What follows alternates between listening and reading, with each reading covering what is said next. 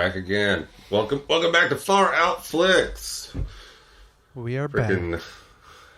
Dude, we've been churning them out. We've been on a hot streak. We have. I guess as content creators, we should strive to be on a hot streak all the time. And, keeping things hot, I'm pretty excited about this week.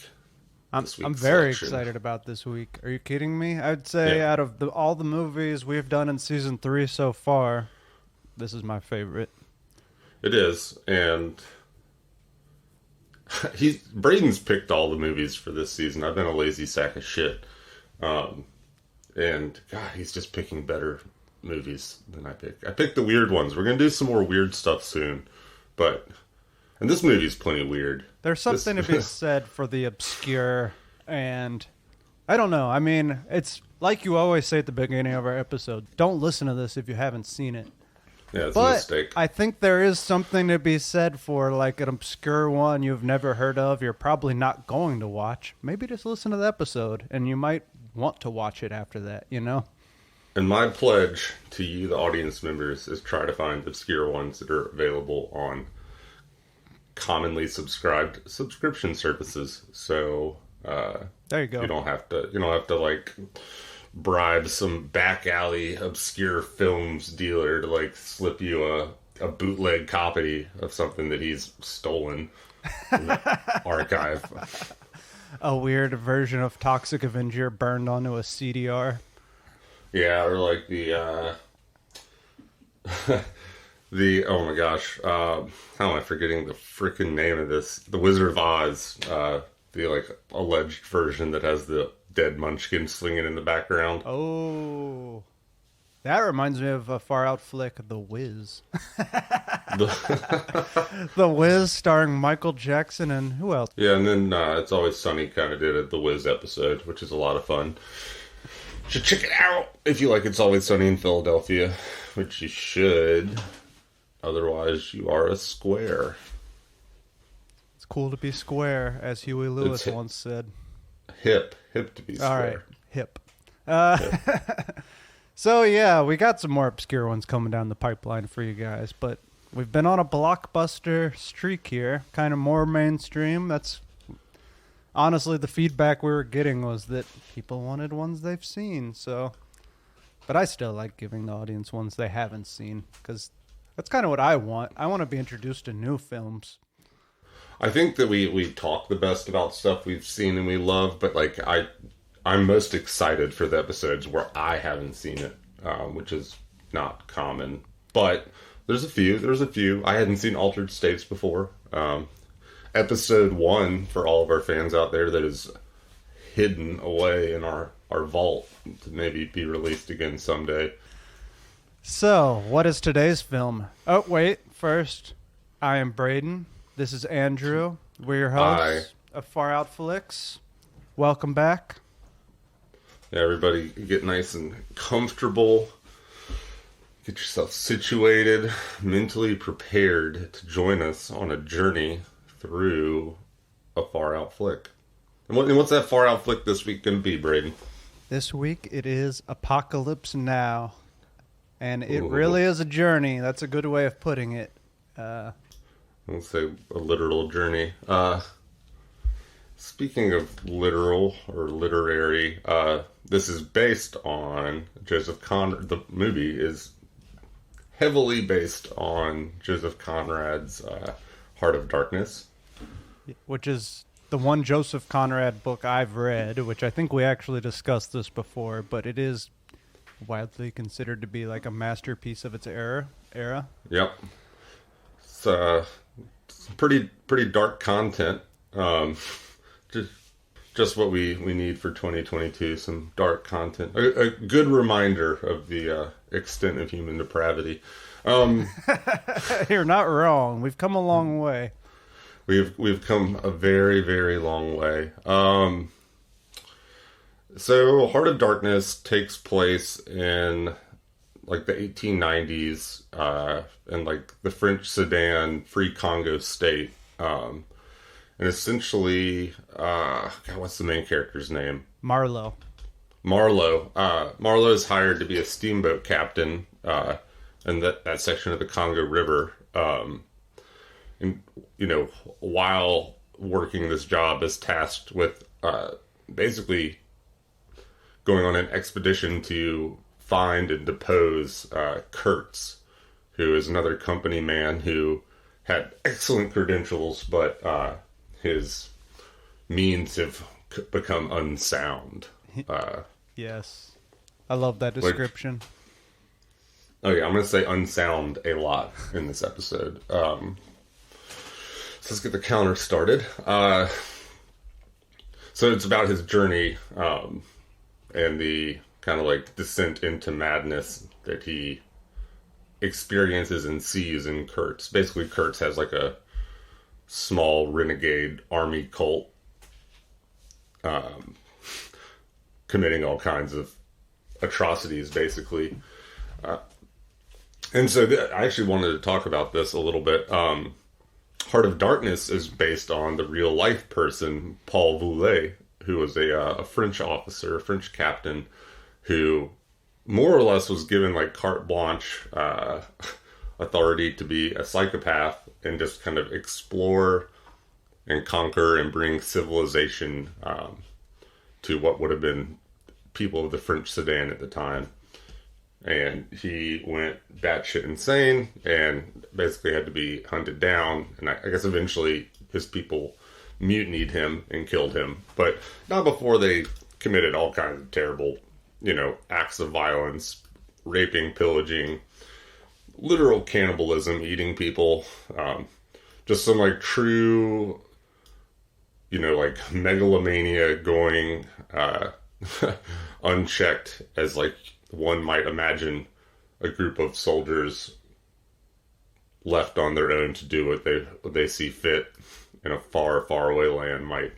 Sure. To some extent, it's kind of like typical explorer, colonizer stuff. It's not that different than like Cortez and some of the stuff that happened in the Americas to a degree. Correct. And Heart of Darkness is considered like a very classic critique of colonialism and also racism, which was, 1890s, pretty forward thinking, I would say. But it's an excellent book. Would recommend everybody read it. But if you don't want to read it, you can watch Apocalypse Now, because it's pretty true to form. It's pretty true. The end is a little different. But other than that... Just a little bit. It's better for the screen. Sure. I did not know that Heart of Darkness was based off a real guy. That definitely makes it pretty intriguing. And I know that... there's a documentary, African Apocalypse, where a documentary filmmaker explores kind of the route that this Paul Voulet took and the atrocities that followed. I would like to read some more of Joseph Conrad's work because he is an interesting character.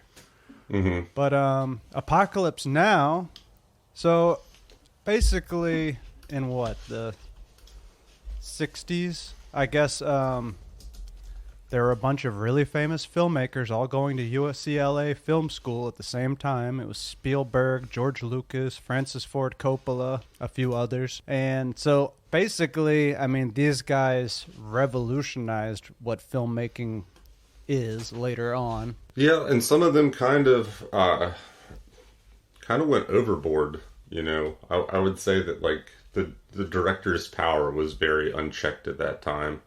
Like an example that comes to mind immediately is Kubrick's like near abuse of Shelley Duvall. Yep. And then I guess also what's the guy who made the Twilight Zone movie? His decisions, his special effects decisions. John Landis? Is that who it is? Yep, that's it. John Landis, yes. He famously ignored, sound safety decisions in the helicopter scene. And someone died, right? 3 people died. The actor who was kind of the lead of that segment of the film, whose name is also escaping me right now, and then the 2 children he was carrying. He and one of the children were decapitated, and another child was, I believe, crushed by the helicopter. Holy cow! And that's in the 80s, so it's not like we're talking like ancient times. Yeah, and that's like a famous example of where, basically, like because of that tragedy, there are more safeguards in place to ensure that like safety precautions aren't ignored or, signed off by just whoever. That's fair. Yeah, we need safety standards. I think so. Francis Ford Coppola, yeah, he actually kind of described his role as like the dictator of the film, which, I mean, that kind of says it all, you know? It does kind of say it all. And yeah, so another guy who went to school with these guys was John Milius. And John Milius, I guess he had really wanted to be in the Vietnam War, but they would not take him because he had asthma. So he ended up going to UCLA Film School. And at that time, one of his professors was talking about how no one had ever been able to successfully adapt Heart of Darkness by Joseph Conrad. So that kind of became his mission, that burned into his mind, and he got the idea of setting it in the Vietnam War. Which is like the perfect adaptation in my mind. It's amazing. And I mean, that is the mark of a great piece of literature when you can, like Shakespeare and things like that, when you can adapt it to a modern setting and it just still works because it's really about human nature. And Vietnam, just in case like you slept all through your, I don't know, history classes, was a violent conflict the U.S. was involved in that was just absolutely rife with all kinds of horrific acts of violence, and pretty much everybody came out of that situation worse for the wear. Lots of screwy CIA shit was going on. A lot of like destabilization attempts. I don't know, very very rough setting. Just kind of go ahead and like set the mood for everybody. Somebody I was watching the movie with actually yesterday in preparation for this was like, why what caused the Vietnam War? Like, why were we there? And it's like, well, the whole concept was that they thought communism was going to spread and that Asian countries would fall like dominoes to communism. Exactly. Therefore, like making more military, so that Russia could have military bases in all of these countries and, dominate the Pacific, essentially. But I guess like a simple answer would be the Gulf of Tonkin. Yes, which was it was a false flag. I mean, I wouldn't say that the Gulf of Tonkin is why we did it, but that was our excuse. We said, refresh me on that, but I believe we said that they blew up basically a warship or a submarine unprovoked. Yeah, unprovoked attack in the Gulf of Tonkin. Which never happened, right? Correct. The reports were false, but it was used as justification for entering. Sounds like we've heard that one before with like weapons of mass destruction, and it's kind of a story as old as time. And even with the Russia-Ukraine conflict, there's been some of that, Yep. I swear to God, we're going to find a way to make some of this fun. It's not all going to be depressing history lectures. One notable thing that comes into play in the film is during the Vietnam War, we were doing secret operations in Cambodia and Laos, which, under general wartime conventions, we were not at war with them, so we really should not have been there, and we were doing it totally secretly. And that's essentially what happens to the captain in this movie. He is sent on a secret mission into Cambodia. Exactly. We'll get there, though. We will get there. Another thing worth noting is there's another major influence on this film and on basically every Vietnam film. Full Metal Jacket, Platoon, was this book called Dispatches by Michael Herr. Mm-hmm. Have you ever heard of that? I have. I've not read it, though. It's kind of like the first big example of kind of immersive gonzo war journalism. Like, he was boots on the ground, and his book, he basically suffered a nervous breakdown from PTSD, but this book was the first time that American public really got a good idea of like what it was like to be over there. Like all the drug use and partying and all the other messed up stuff that obviously you're not going to hear about. Yeah, and that's like a pretty common theme in all the major Vietnam War movies, whether it's Platoon or Full Metal Jacket or even in this, in Apocalypse Now. There was a lot of drug use going on. And rock and roll, bro. CCR. Bow now. And, Bow now. and it's like, I don't know, that's certainly the exposure to those things, again, like just added to the counterculture movement when soldiers came back home. A massive amount of soldiers got hooked on heroin. I want to say it was like 1/3 or 1/2. Yeah, a huge amount. They were all trying to deal with it by just getting fucked up. You mentioned PTSD. That's something that's very strongly associated with the Vietnam War. Our captain, Captain Willard, the main character played by Martin Sheen,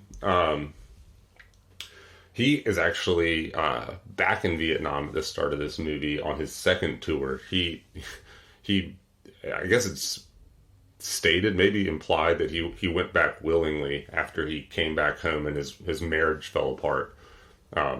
Probably because, as like many soldiers suffered, they came back very changed from the experience.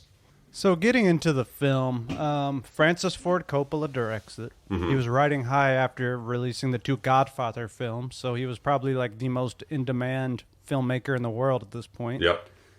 The Coppola family, I was reading, is basically like a filmmaking dynasty at this point. I mean, he's got 2 nephews who are famous actors, Nicolas Cage and Jason Schwartzman. We love both of them here at Far Out Flicks. Love them. Rushmore, have you seen that? Oh, yeah, Fucking of course. Brilliant. Nicolas Cage, all of his movies are good. He doesn't have a single stinker in the bunch. Adaptation. That's a Far Out Flick. It's in our catalog. We're going to hit you guys with some more Nicolas Cage movies. There's so many good weird ones. I really want to watch the new one coming out, Unbearable Weight of Massive Talent, which is like based off him. Pretty sweet. Have you heard of that? The Unbearable Weight of Massive Talent, and it's based off Nicolas Cage's career. Fucking sweet. I was reading like a little synopsis of it, and it kind of sounded like the part from Tropic Thunder where they capture Ben Stiller's character and make him perform Simple Jack over and over again. It should have won Oscar. God, I love that movie. It is so funny. That's a pretty far out film. We probably won't cover it, but like, well, I just wish I could have been there when somebody like pitched that story. So good, it's so good. But yeah, Francis Ford Coppola, filmmaking master. Mm-hmm. Apocalypse Now was like one of my favorite movies growing up, and I had a huge poster on my wall. That was the only film poster I had. The rest were like Doors, Nirvana, Jimi Hendrix. Apocalypse Now. So your parents knew that you were doing drugs? Pretty much. I don't think you need to be on drugs to appreciate this film, though, to be clear. Yeah, but the Jimi Hendrix poster, Apocalypse Now poster. That's pretty typical, I guess you're right. I wasn't. It's good. That's the standard teenage fare. Exactly. Pardon me. So getting to the movie, originally George Lucas was going to direct this, which would have been a totally different film. I'm glad he didn't. I'm so glad he didn't also. I will say that, like George Lucas, Francis Ford Coppola has re-released this film over and over and over. Which is disgusting. It's a crime against humanity. Unlike George Lucas, he did not put in shitty CGI after the fact. He didn't add a fucking dumb band scene in Jabba's lair. So pointless. What the fuck? The worst. I'm not going to talk about it long, but like the worst. We talk about this in every episode. It's just so bad. Every time I even think of it, I just like have flashbacks of horror to just like how poorly it meshes with the rest of the film. It infuriates me. I will say I watched Apocalypse Now Redux, where he included a lot of the deleted scenes of Apocalypse Now. Cool. We don't need those scenes. I'm just going to tell you, it's already a long film. You don't need those scenes. So it's not that cool. I mean, yeah, the guys fuck Playboy bunnies at one point. Not necessary. Well, we see the scene where they're almost, mobbed by a group of horny soldiers. So it would have been right before that. And There's also a scene where like they're going up the. I'll get to it later, but they're going up to the river and they find like a French encampment where these French colonizers are like living this high life and eating these French banquets and stuff, just surrounded by war. Wild. Which is a cool scene, but unnecessary. Sure. They ended up. George Lucas wanted to film it in Vietnam while the Vietnam War was happening, which seems kind of insane. And none of the studios would get on board because they were like, "Y'all are gonna die out there." That's stupid. But yeah, so they filmed it on location in the Philippines, and it sounds like it was a nightmare, as all of our movies productions typically are. Yeah. Francis Ford Coppola was like threatening suicide throughout the whole film. Which isn't funny, but that just tells you how well it was going. Yeah, he was coming unglued. His means and methods were becoming unsound. Honestly, they were. So there's an excellent documentary called Hearts of Darkness, which is about the making of this. And yeah, and how it mirrored the story itself. They were all becoming unhinged. I think anytime you're like isolated and like in some deep vegetative bug-filled hellhole, like you got a lot of the ingredients for becoming unhinged, becoming madness, to become Colonel Kurtz, becoming untethered and unbound by whatever you do before. I can speak, in my professional life, I spent some time in some god awful swamps, and like, man, spend enough time in those places, things start to slip upstairs, I watched Andrew slowly unravel. And I still don't think the pieces have fully been put back together, to be totally honest. It just opened new doors, new pathways to explore. Oh, God. Too real. But yeah, no, Braden saw me in real time. Very similar to this character in a management role, slowly come unhinged as the swamp one are all around me. Yep, and I was Dennis Hopper. His character. So this film has some pretty big names in it. We already mentioned Martin Sheen. You just mentioned Dennis Hopper, which, say it, Brad, do it for the fans. Fuck Heineken! Yes. Pabst Blue Ribbon! Yes. For fans of, if you haven't listened to our Blue Velvet episode, go check it out. Yeah, Blue Velvet's great. And Dennis Hopper is great in that. Oh, God. He's great in everything. I love Dennis Hopper. And then we have Marlon Brando. And I will say Marlon Brando and Dennis Hopper, two of my favorite actors. Is this the movie that caused Dennis Hopper to come unraveled? He was unraveled already. He was certainly... Well, this film didn't help. There's a general theme.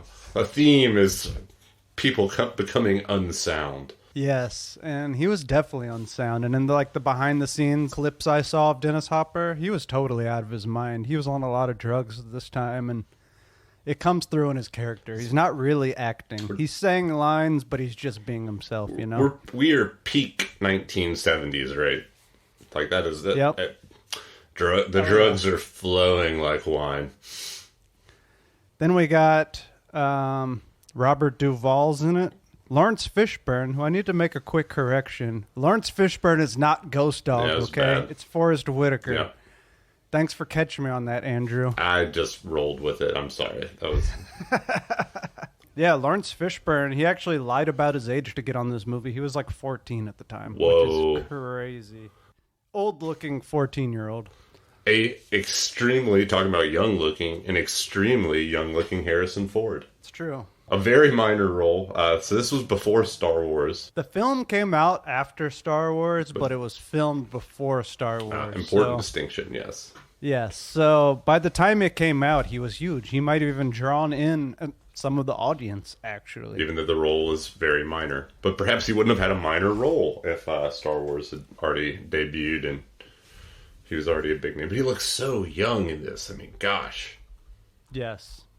They all look so... Lawrence Fishburne looks so young. Yep. His head is like half as large. Marlon Brando doesn't look so young, but we'll get to that. No. We'll get there. So for those of you who don't know, Martin Sheen, who plays our main character of Captain Willard, That is Charlie Sheen and Emilio Estevez's father. Winning. Winning. I still say that sometimes when things are just going terribly wrong. And Charlie Sheen is still alive? He is alive, he has AIDS, and Yeah, I mean... apparently he's sober now. Well, good. I'm happy that he has found some kind of peace. I guess so. I don't know. I guess he doesn't drinking tiger's blood anymore. That was a dark spiral, and Martin Sheen was kind of very supportive of him during that time. I remember a lot of interviews with him. I'm a big fan of Martin Sheen, who's like they're like splitting images of each other. They really are. And it was a very public dark spiral. Very. And and Charlie Sheen, who played the main character in the film Platoon, which I don't think that was a coincidence. No, it's almost kind of like, following... homage to Apocalypse Now. Exactly. Bingo. Who else? Anybody else? I mean, that's the main famous ones that everyone would know, I believe. Yeah. The film starts off with kind of a montage of helicopter footage around the Philippines, and the end by the Doors is playing, which is a fucking badass song. It is a badass song. Apparently Francis Ford Coppola and all those guys went to school with Jim Morrison and the Doors, and they knew them personally. It's because they're all CIA plants, dude. But yeah.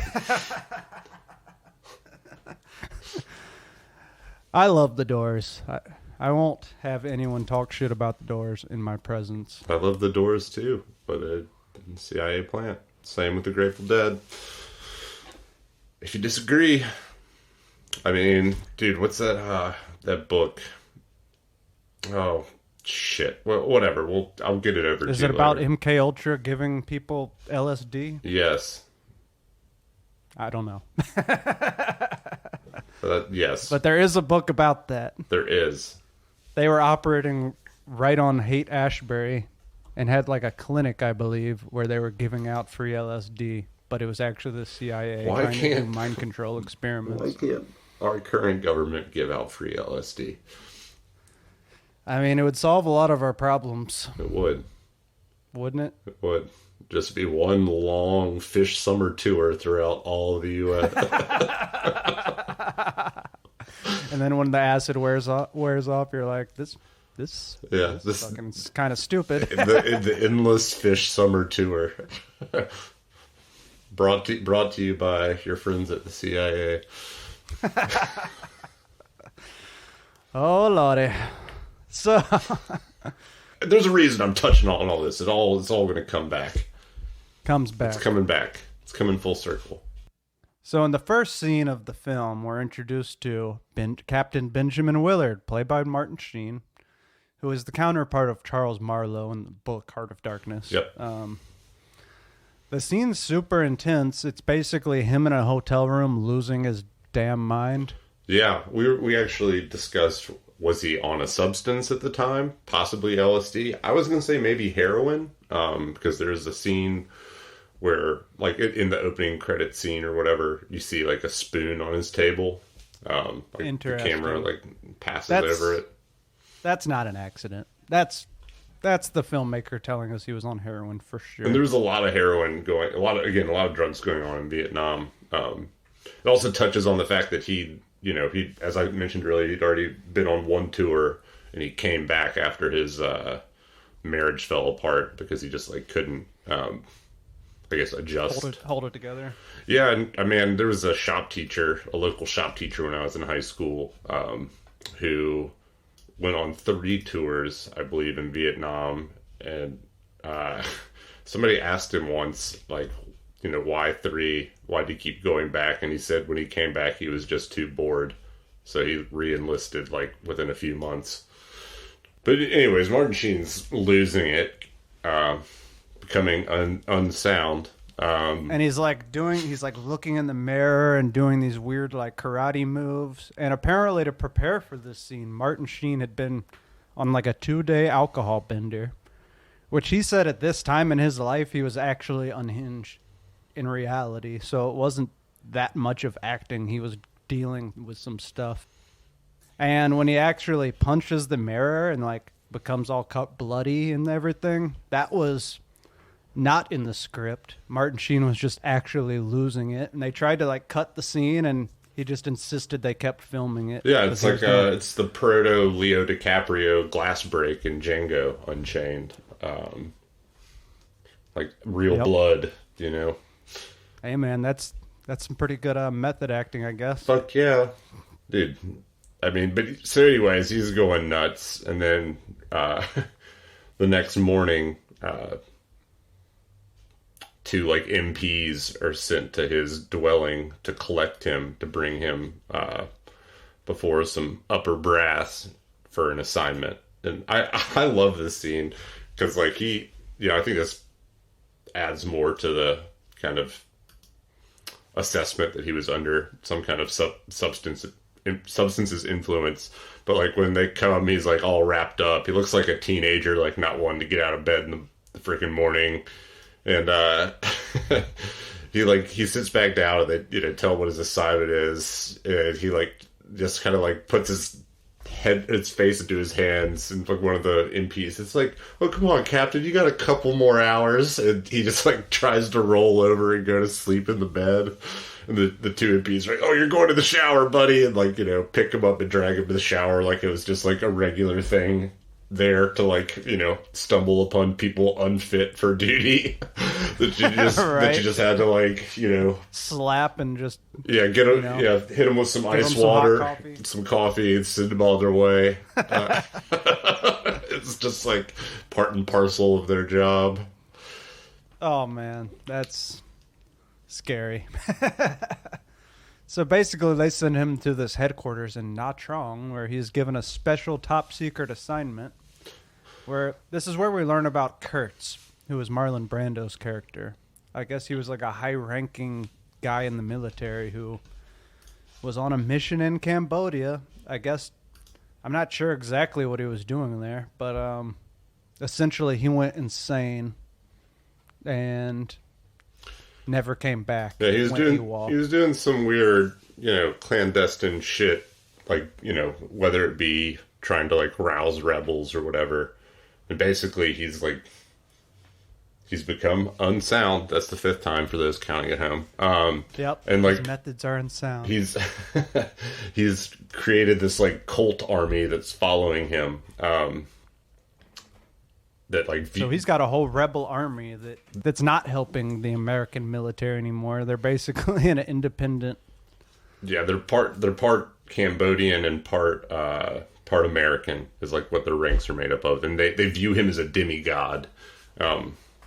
Pretty badass. Which I just like another literary note. I think that the judge in Blood Meridian, Cormac McCarthy's Blood Meridian, is like very heavily inspired by like both of these characters, both Kurtz's, Conrad's, and Coppola's. Interesting. Wasn't that book written before this movie came out? I don't believe so. I think Blood Meridian came out in the 80s. Oh yeah, you're right. It is 1985. Yeah. Oh man, Andrew. Yep. Good call. Good hey. call. So Willard's mission is to go to Cambodia and terminate Kurtz's command with extreme prejudice. So basically, he meets his crew. They're going to be traveling up on this PBR boat, is what they call it. Pabst Blue Ribbon. But the characters that we're introduced to are the chief. There's Lance, who's like a famous surfer, I guess. Yep. Chef, who has a big old mustache. He's got a great mustache.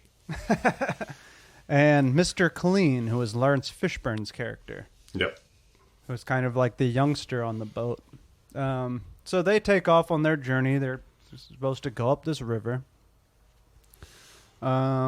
into Cambodia, into the Forbidden Territory. Well, right away we kind of are introduced to Kilgore, who is... I don't know what his title is, but he's played by Robert Duvall, and he's kind of like the commanding officer that they first run into. Lieutenant Colonel. Oh, Lieutenant Colonel. Yeah.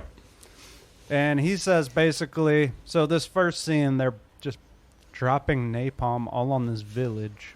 They decide to take this village. So this is air cavalry. So they're helicopters. But they decide to take this village because one of his rapports informs him that particular village has great waves to surf. So Lieutenant Colonel, is a surfer, and he gets real excited that Lance Johnson, who is a famous surfer, has arrived. So they decide to assist and capture this village so they can surf the waves, which is hilarious. And I mean, I think that kind of just symbolizes how all these guys, the lack of focus there. They're all looking for any distraction, essentially, which these guys, they're all surfers. It's a cool scene, and it's got the famous classic line where he says, I love the smell of napalm in the morning. Yep. Which is, super famous. Probably the most famous line from the movie. So Kilgore and his guys, they clear the area for the good surfing. But before they can actually surf with Lance, they keep moving on. So, I mean, I love all the cuts of just the boat traveling up the river. Like, it's got some... It just captures this, like, kind of like 80s or 70s psychedelic aesthetic, like, super well. Without, like, being overtly psychedelic. It's not like they're, like, warping, the image or anything. But just, like, the hues and the angles. There's, like, fog, and it's the lighting. And just crazy jungle scenery. But they come upon a supply station where they try to, like, get some supplies. And, like, I guess, whoever was in charge of the commissary or whatever the fuck you call it, was not giving Willard's like men. I guess it's also important to note that he doesn't technically command any of them. He's like in charge of the mission, but he's Army, and it's a Navy vessel that's taking him upriver. And they don't even know what the mission is. Yeah, he's the only one who has. He has not even told them what the mission is, and then all of these people he's running into, all the commanding officers, they also don't know who he is or what his mission is because it's top secret, which makes them not really want to help him. Yeah. So anyways, the dude's being a dick and like ignoring and not giving the guys what they're asking for. And Willard like kind of snaps and slings the dude around. And, he's like, I'm a captain, and shows him like, his credentials or whatever. And like basically threatens to give the dude the ass beating of a lifetime. And he, after that, like, his tone changes, and he kind of helps the guys out. And, I think the guys appreciate it a little bit, and they get free tickets to the show tonight. The Playboy bunnies, right? Yeah. Oh, yeah.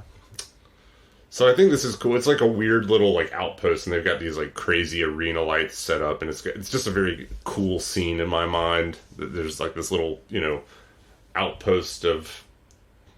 that has some kind of, like, wild, debaucherous fun, in the middle of this untamable jungle.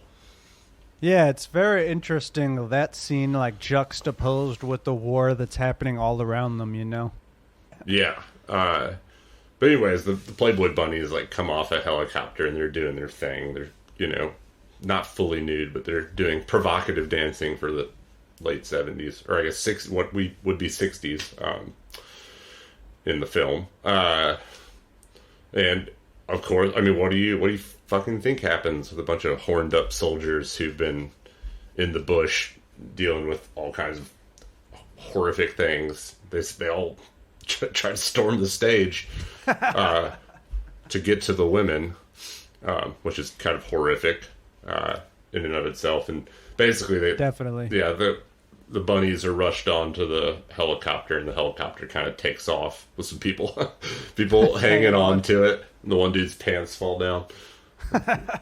It's good fun. Yeah, that's a good scene. It's a nice break from the war action. And I guess, right before that happened, they'd actually stopped. The helmsman wants to, like, steer the boat over and continue with their normal, patrol missions, which is like check the boats for stuff. And Willard's like, no, we need to keep going or whatever. And they stop the boat. And basically, like, a woman like runs towards the back, and it causes Lawrence Fishburne's character to kind of get trigger happy, and they all unload on the boat, killing everybody. And they find out that like the woman was running to get a dog, a little puppy that they end up taking on the boat. Very tragic and pretty realistic to a lot of the stuff that was happening over there. And there was like one woman who was sort of still alive. She was very badly wounded from the gunfire, and you know, the vessel, like the captain of the boat, is trying to like bring the woman on board to take her to get help, and Captain Willard just pulls out his gun and shoots her, just being like, you know, this is counter to what we're trying to accomplish. So we see like the like truly like ruthless side of Willard kind of like come out, like why he's been entrusted with this mission. I guess it's also worth mentioning when like he's debriefed on the mission initially, we find out that he was involved in a former CIA assassination. Like he's questioned on it, and he doesn't give up any details, and he's like, I wouldn't be deposed to, but like, you know, it's like the brass checking to see if like he's somebody that can be trusted, one, and two, it like, you know, it lets us know that this dude's done some shit. Yeah, doesn't he basically, he's more or less, he's like, what CIA mission? I don't know what you're talking about. Yeah. Good answer. Yeah. So exactly. So this dude's a hard ass, and he's definitely there to like get this accomplished. So, you know, a lot of these young guys on this Navy boat who haven't seen much action yet, like this is their first, other than the storming of the beach for surf purposes, this is like their first real exposure to like a lot of violence. And this is, you know, the mercy killing of a civilian, basically. If it could be called that. I mean, like maybe she could have been saved. Probably not. Either way, we're seeing Willard make hard decisions. Yep. Didn't seem that hard for him, though. No, he actually made it look really easy. Terribly enough. So they're starting to get, you know, pretty weird, starting to get like deep up on the river, and they're weird. They've been out there for weeks at this point, all more or less isolated on that boat. And the surf bro, Lance Johnson, with his little puppy, decides to take some acid. His last tab of acid. His last tab of acid. He takes it, and then, of course, what does he do? He activates a smoke grenade, and it's just like, oh, the pretty colors. Yep. Which reveals their position of the enemy, naturally. Yep. Lawrence Fishburne's actually listening to a tape from his mother where she's telling him not to get himself killed. Yep. And what happens? He gets shot in this scene, which is quite sad. And yeah, it's interesting. The character who plays Lance, I was watching an interview. He was like, yeah, I wasn't tripping on acid during that scene. I was on speed. But he does say they were all tripping acid, and they were getting a little nutty out there. They were having fun. They were getting real. Basically, it was not so different than real Vietnam War conditions. Wild. And actually, so I guess also worth mentioning, like, Willard gets some mail, and as he like learns more and more about Kurtz, reading like the files that he's been provided, you know, he sees that Kurtz was just like this all around exceptional candidate, right? Like the guy was a third generation West Point grad. He had a master's in business from Harvard. You know, he was like being prepared to be a 4-star general, essentially. Yeah, or president of the United States, even, you know, top of the tippy top of the pyramid. Which, like, you know, one, I think tells us that Kurtz is this kind of like exceptional person, which, you know, at least like in terms of capabilities and opportunities that he's been provided in the, I guess, opportunities like at an educational level as well. Like this guy is, you know, been equipped with everything a leader could ever want from a background perspective. He's the best of the best. They're going there to face the best of the best. Yep. He has more extensive training than everyone else. Yep. And also around this time, Willard is reading a letter where he finds out that he's the second guy who's been sent on this mission. The first guy was named Captain Richard Colby, and this guy went up, same story. He went up the river into Cambodia, found Kurtz, and when he got there, he essentially defected and joined Kurtz. Yep. So that adds a bit of mystery because you're just like, what the hell is going on up there? This guy has got some kind of influence, or at least, something he's preaching that's getting these people to follow him. He's like a cult leader. He is a cult leader. I guess we're where they picked up the mail, they came upon an outpost that was under fire, and this is like pretty much the edge of like the army's presence on the river. And here everything's just gone to hell. They're there at nighttime. Gunfire's breaking out everywhere. Willard, and for whatever reason, a very trippy Lance, decide to walk around and try and figure out what's going on. Willard's looking for a commanding officer, and after some weird scene where some dude's just firing a chain gun into the dark, and there's Vietnamese people yelling, this guy kind of comes out of the shadows with a grenade launcher and a necklace that's made up with human jawbones on it. And he, shoots a grenade in the air, and it lands and kills the Vietnamese group that were yelling. Willard's like, who's the CO? He's like, is there a CO here? And the guy's just like, yeah, and walks off screen basically. So Willard gets back to the PBR, and he's like, there's no CO here. This is, I think a very good depiction of kind of the late stage of Vietnam. There's just a lot of madness and a lot of breaking ranks, a lot of absence of officers. What happens when all the officers are killed in a volley of mortar fire or whatever? It's just insane warfare at that point, shooting into the jungle. They're just left to their own devices out there. Yeah. On an essentially impossible mission where they're just dropping LSD and have more or less given up hope.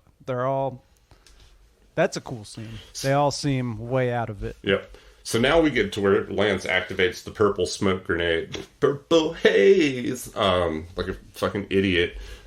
While on LSD. And I should have just shot him at that point. Yeah, well, of course he comes out fine. Because he's, pretty white surfer dude. For now. He gets it later. Does he? We'll talk about that. We'll get there. But so the PBR, the stupid smoke grenade attracts enemy fire, and Mr. Clean, Lawrence Fishburne's killed.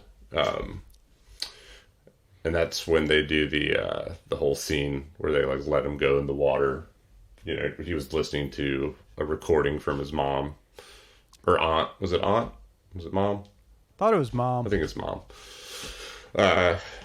So they keep going, and then reminiscent of Heart of Darkness, the PBR comes under a volley of arrows, kind of like a primitive arrows being launched at them. They've gone so far up into the Highland Mountains that they're not dealing with Viet Cong anymore. These are indigenous tribesmen. Yep.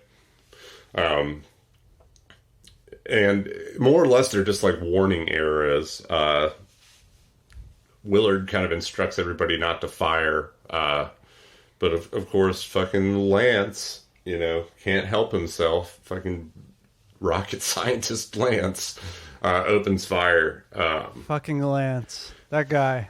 He opens fire, and that results in one of the Montagnards throwing a spear, which kills...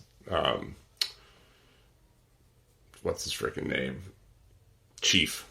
Chief. Yeah. They kill the chief of the boat. By the way, what was it? Montagnards? Yeah, Montagnards. That's a French word for the Vietnamese indigenous people, which I'm sure we're not pronouncing that right. Probably not. It's a French word, yeah. But just throwing that out there for future reference. Yeah.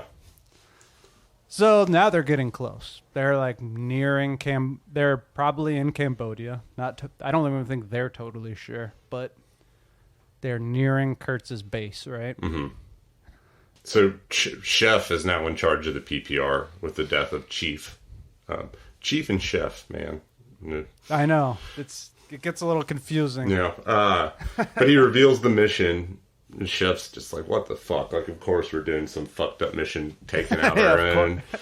We're all gonna die. Yeah, this is a great choice. But they arrive at Kurtz's outpost, and again, Willard's like, keep your hands off the guns this time, because it's just like hundreds of people.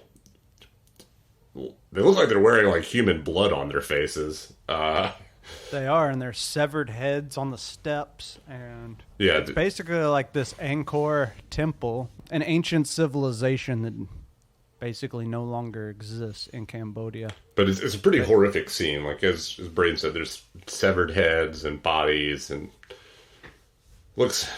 If you ever played like Fallout New Vegas, it looks a lot like whenever you came upon Caesar Legion's outposts. Great game. I want to replay that one. I don't think they had anybody crucified, but similar idea. Similar idea. There's like people on stake, dead bodies, and clearly we are in an uncivilized place where human sacrifice and stuff like that seems to be happening. Yeah. So basically, Willard and Lance, they leave Chef at the boat and they say, look, if we don't come back, call in the airstrike. Just kill everybody. Because we don't know what's going to... We don't know what situation we're walking into. Mm-hmm. And here is where we're introduced to Dennis Hopper's character, which I don't even know if they say his name, honestly, but he's like a very manic and wild American photojournalist dude. He's been in the bush for too long. He's lost... at this point, everyone has lost their mind. Yeah. But he has especially lost his mind, and he just keeps going on and on about how brilliant Kurtz is. Even though he discusses how Kurtz sometimes ruthlessly will decapitate people as a form of punishment. That's just fun, man. Yeah, it's just a good time. We're just having a little bit of fun here. Yeah, so Dennis Hopper, great performance by Dennis Hopper. Again, I don't know how much of that was acting. I think he was actually just on a lot of cocaine. Yeah. At this point, they find Captain Colby, who's surrounded himself with... It's like he's gone, quote-unquote, native, and it looks like he almost has like a family. He's surrounded by these people, and he's almost in a catatonic state. He does not really... His face is all painted. He's got his gun, but he's not really speaking very much. So it's like, all right, he's a goner. He's a lost cause. Yep. He's lost his mind, too. He's lost his mind, too, as everyone has at this point. They take Willard and bring him up to meet Kurtz. Finally. We finally see Kurtz. So finally, now we can get into Marlon Brando a little bit. They were paying Marlon Brando an exorbitant amount of money. Also, it's worth mentioning, Francis Ford Coppola funded this whole film because no studio would touch a Vietnam War film. Mm. And he had to like mortgage all of his property. He had everything on the line. And he spent a good bit of money to secure Marlon Brando. Well, when Marlon Brando finally showed up, he was over 300 pounds.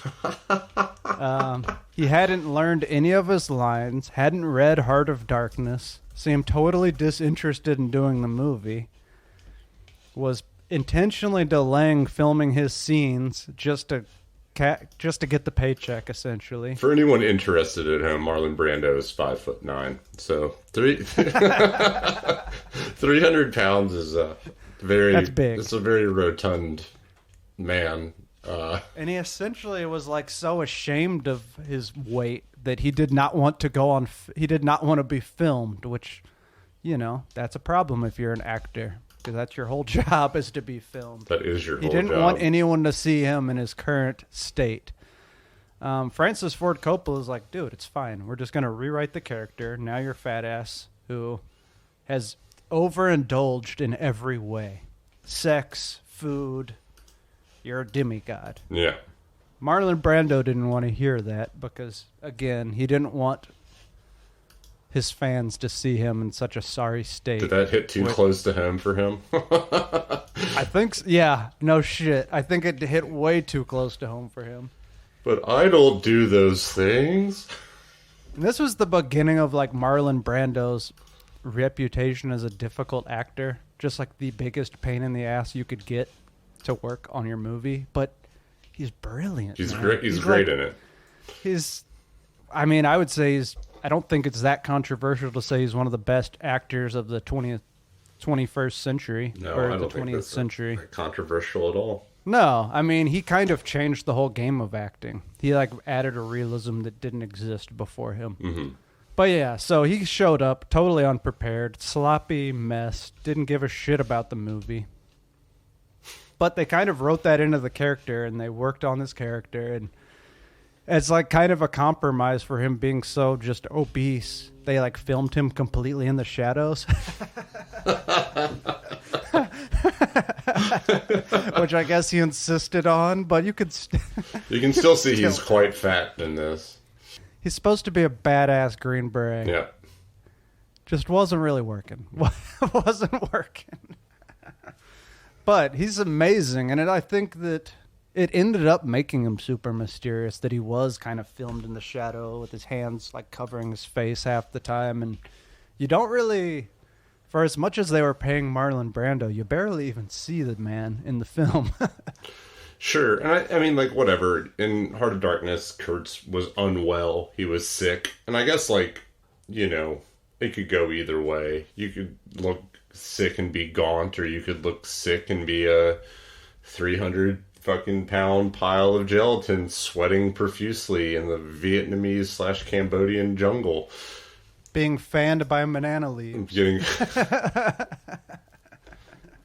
I think the root of Kurtz's character is just like, you know, what does man do when there's nothing there to keep him in line, you know?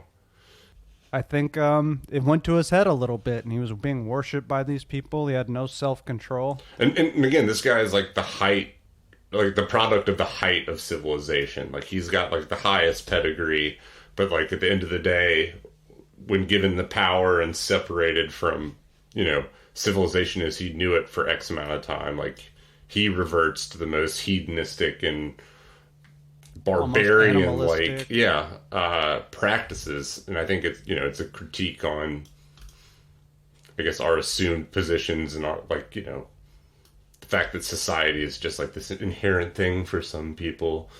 Ballroom dance just comes naturally. You know, I think that, like, at the end of the day, everybody's capable of becoming unglued. And yes, I think that even the title of the book, Heart of Darkness, it's talking about the darknesses that is in the center of the human heart. Mm-hmm. It's just kind of waiting to be revealed, you know, which obviously in Kurtz's circumstances, they revealed themselves. They did. So at this point, they basically capture Willard and tie him up. Yep. And then going back to Chef, he tries to call in the airstrike because they just haven't come back. I think, did they kill Lance at this point? I'm not sure what happened to Lance. No, that's what I was saying. Lance is still alive. Lance is alive, but Chef has his fucking head cut off, man. Yes. And we don't see who does it, but they kind of insinuate that it might have been Marlon Brando's character, Kurtz, who did it. Yeah, probably. And then, so he's not able to call in the airstrike. And then I think in the next scene, Kurtz like actually throws Chef's severed head into Willard's lap, which is a cool scene. It's like, you're fucked, buddy. You're on our terms now. Yeah. Go ahead and forget about that little airstrike you had planned for us. Yeah, I mean, you're in the heart of darkness now. Everything here is just depravity. Yep. So Kurtz essentially releases Willard and then starts just telling him all this wacky, weird stuff, right? Yeah, his lecture, like his thoughts on war, theories of war. He definitely like jerks off the Viet Cong for being bloodthirsty and completely uninhibited by many of the things that in his mind slowed down America's progress in Vietnam. basically just saying American soldiers are soft. They don't know hardship like the Vietnamese do. Tells this real Interesting. fucked up anecdote about how when they were immunizing children, they like left and came back, and the village had like hacked off all the arms of the children where they'd received an immunization shot. And like even though it's horrible and terrible, it just like displayed the resolve that they had. That's wild. And he was saying if he was given, like X amount of people like that, he would have ended the war a long time ago. I mean, I think you could make a pretty good argument for how bloodthirsty and ruthless the Americans were also. I mean, we just dumped napalm and Agent Orange on their whole country. All over it. It's worth mentioning that, fun fact, the Vietnam War, obviously, in Vietnam, they call it the American War. Mm-hmm. Yeah, sure. And they have a museum that's where a whole floor of it's just called the Hall of American War Horrors. Good God. Well, they don't call it war crimes. That's No. So that's pretty fun. So, I mean, there's an argument there that they were just defending themselves to some degree. Sure. But obviously, Kurtz is out of his fucking mind. So again, we're not even in Vietnam anymore. Like we're in Cambodia, dealing with a whole different situation, which is a war cult with a living god. Yeah, it's like what would they call that? Is that like a shadow war or something? It's like there's a war happening that the world does not know about. Yeah, here. That sounds right. And again, I mean, the demigod in question is equipped with like the greatest military education and background one could ever hope for. So it's just like it's a bad concoction. It's not good. Right. Interestingly enough, though, it doesn't seem like he's like incorporated discipline into the ranks or anything. He's other than cutting people's heads off, just kind of as he sees fit with his like mad emperor justice. But hey, that works, I guess. It's worked before, work again, probably. Sends a message. Yeah. So yeah, he's gone totally insane. At one point, like Kurt steps out of the shadow and he's got all his war camo paint on his face. It's pretty badass. It is pretty badass. I don't know. I think his fatness adds to the character. I'm not gonna lie. I didn't have any issue with him being fat in it. No.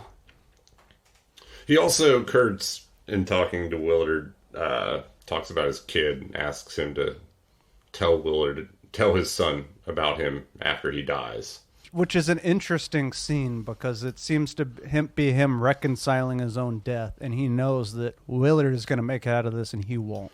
And I think like they mentioned that he's like pretty ill. Dennis Hopper's character mentions that Kurtz is sick when they get there. And, he's all sweaty and looking like he's having a fucking fever dream or whatever. Right. I thought he was just talking about like more of a mental breakdown than like a physical ailment, but it could be. I guess they don't make that clear. But in Heart of Darkness, Kurtz was sick. That makes sense. So essentially that night, all the indigenous people who are his army, they're all having this kind of ceremony. And they're all dancing and they slaughter this bull. Which is a crazy... Huh? Water buffalo, which is a crazy scene, and they actually... It's not for the lighthearted, because they actually do kill a real water buffalo on film. Oh, that happened in real life? That happened in real life. Fuck. And it's crazy, because when they, like, hit its neck with the machete, it just looks like there's steaks inside. Like, blood doesn't shoot out, it just looks like juicy, delicious steaks to me. Wow. Well... Sorry to our vegan listeners. Yeah. I love a good steak. I prefer it when it's not groaning in agony as you chop it to pieces. But I mean, as a meat eater, I feel like it is our responsibility to not look away from that. Well, again, like normally a cow would just be slaughtered with like a pneumatic puncture thing that just like blows its brains out or whatever, and it's over. Sure. This thing's getting hacked up alive. It's worse. It's worse. Worth mentioning, they actually had real like Filipino native tribe play these people. So they did not give these characters costumes. They're actually wearing their real like clothes that they wear. And they were actually doing ceremonies as the film was being, as it was being filmed. They were actually doing real ceremonies where they were doing ritual sacrifices of pigs and stuff. And some of the behind the scenes footage, it's almost like the maximum amount of suffering is what they inflict on these animals. That's terrible. It's very, yeah. I mean, that's their ritual. That's their ceremony. I don't. Who am I to judge what they did? But it definitely seems like they're just torturing these animals. You know, which is very coming from our culture. That just seems wrong. Yeah. So yeah, they slaughter the water buffalo, and I guess This is kind of a psychedelic sequence. it is. It's pretty wild. Simultaneously, Willard attacks Kurtz with a kind of machete-like thing. Yeah, basically he's doing the same thing to Kurtz that they're doing to this water buffalo. Yeah, hacks him up real good. And as he's dying, Kurtz, gets the words out. The horror, which The is other famous line. yeah, which is what Kurtz says in The Heart of Darkness as he is dying. Yep, so that's pulled directly from the book. Yep. I guess in the original script written by Emilius, Kurtz and Willard were essentially gun down all of the indigenous people. And then when the helicopter's coming to evacuate them, Kurtz shoots it down saying he fought too hard for this land to give it up. Which, it's a different ending. It's just a totally different ending. Yeah, Emilius likes action-packed sequences where I guess Francis Ford Coppola wanted it to have more of a philosophical bent. it's better. Coppola was right. He is right. And basically, as they were filming this, he did not know how it was going to end. He knew he was not going to use the actual script for the ending. And he kind of was making it up as he went along, which I think added to his pressure and his kind of mental breakdown, which he really did have. It's also worth mentioning that Martin Sheen had a heart attack during filming of this. Gotta lay off that speed, man. Yeah, no kidding. So yeah, it just took its toll on everybody. But yeah, I mean, can you imagine if they had that ending and it was George Lucas? Like, George Lucas just likes too many computer-generated effects. Even, I mean, they were groundbreaking during the time of Star Wars, but one thing I'll give Francis Ford Coppola is he was really blowing shit up, which is badass. Yeah, way cooler. Way cooler. Way cooler. He basically blew up like an entire island for this movie. That's fucking sweet. It is fucking sweet. But yeah, so that's how the film ends. Classic ending. And also, they don't just spell out the ending for you. It kind of leaves a lot open to interpretation, I'd say. Another nod to the book is that Willard departs with all of Kurtz's writings. Like, we see Kurtz has a typewriter in his cult lair. In the book Heart of Darkness, before he dies, Kurtz gives his report to Marlowe saying, "Don't let management see this." And Marlowe, upon the completion of his mission, furnishes a lot of works to management, but none of them are really what they're looking for, which is Kurtz's whatever he was writing. And I think it's super cool that no one really knows what it was he was writing. What was this dude's fucking thesis that he'd come up with or whatever. Yeah, what was his deal? And presumably, if you read it, I would get the impression that you might kind of come over to his side, his way of thinking. I think so. He was clearly very persuasive. Everyone who went there, he kind of brought him into his circle and his way of thinking and his weird civilization he was building. So, and then when Kurtz dies, jumping back to the movie, again, we see Willard leaving, carrying his collection of works, but all of the cult bows down to him. It's kind of like that trope where you kill the leader of the clan, you become the new leader or whatever. And he makes his way through all these war paint, blood stained cultists, basically. And this is where we come back to Lance. He grabs Lance's hand, who Lance has just fully drank the Kool-Aid. Like, that dude is covered in crazy war paint. He's got a vacant look in his eyes, like he's in some weird fugue state as well. Like, he's just rolling with the punches at this point, which I think is, what happens when your brain snaps in a apocalyptic cult haven. Just Looks fun. Yeah, sure. I mean, you get along for the ride. Better than getting your head cut off like that chef dude. Right?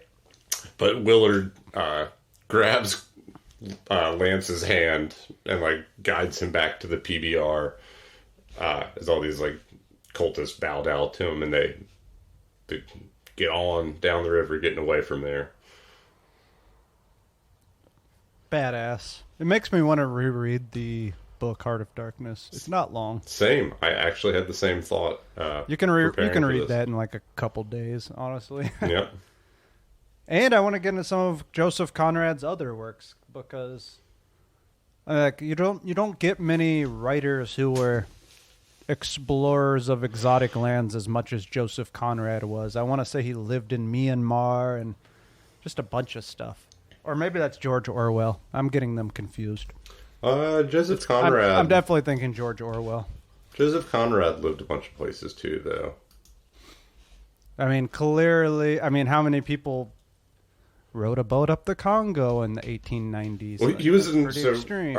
Joseph Conrad was in the French and British merchant navies, so yeah, he was a worldly man. He saw some shit. Yeah, he's all over. Hell yeah! Well, that's Apocalypse Now. That's it's a it. Fucking good movie. If you haven't seen it, do yourself a favor. I mean, if you haven't seen it and you made it this far, you must love spoilers. I mean, well, we are open to feedback on this, but it's always been my kind of take that fucking most people are not going to watch these movies. Like, if you haven't already seen it, you might as well just listen to the episode. Maybe it'll intrigue you enough that you'll want to go watch it. Yeah. You should watch it. This is a really good one. Having a little context, I do believe, helps make it more interesting. We should have covered this way earlier. But Apocalypse Now won the Palme d'Or at the Cannes Film Festival the year it debuted there. I mean, it was a massive success that was a huge risk for Francis Ford Coppola that paid off. So, and a commercial success at that. And it's just a wild movie. There's nothing else like it. And think about when this was being filmed. It was the Vietnam War had just ended. It is essentially the first big Vietnam War movie that I'm aware of. And definitely the first one that was realistic on this level as to what was actually kind of happening over there. In large part due to that book, Dispatches. Yeah. So that's it, folks. That's it. Apocalypse Now. As always, like, subscribe, comment, share to a friend. Send us a fan email at faroutflixpodcast@gmail.com. And yeah, till next time, Flickers. Till next time, Flickers. Keep on flicking. Peace.